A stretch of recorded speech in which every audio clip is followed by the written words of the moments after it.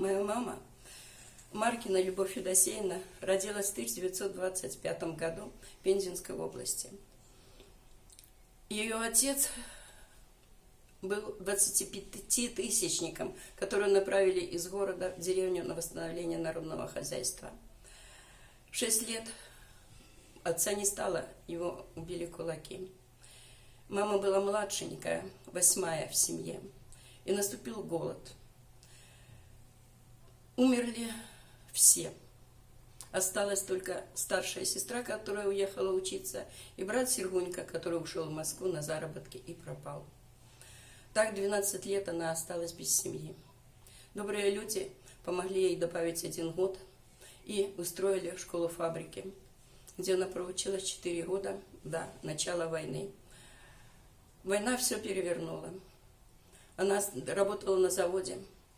Завод выпускал снаряды.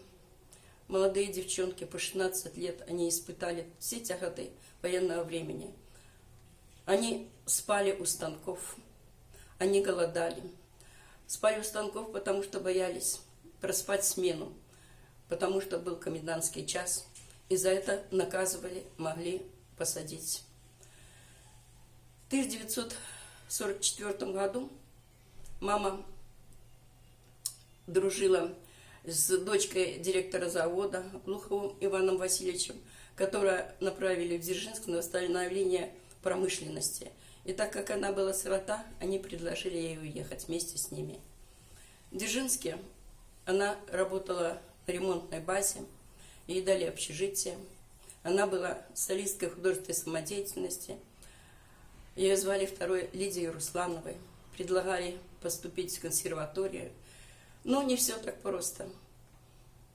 Прекрасный момент, когда уже надо было ехать на экзамены, появилась сестра родная, которая всю войну проработала медсестрой в военном поезде. Ее надо было устраивать, ей надо была прописка, поэтому мама никуда не попала.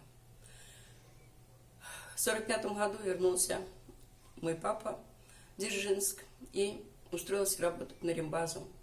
Там они познакомились. Папа очень понравилась эта девчонка, он пошел тоже в самодеятельность. И в 1948 году образовалась семейная ячейка. Мама проработала на рембазе до 1963 года. Потом она работала в кинотеатре «Эра». Мама была награждена медалями Великой Отечественной войны за доблестный труд в тылу врага, памятными медалями Победы. Мы очень хорошо помним свою маму, помним их песни, которые они пели, а мы подпевали, которые знали наизусть и которые по сей день помним. Светлая память моим родителям.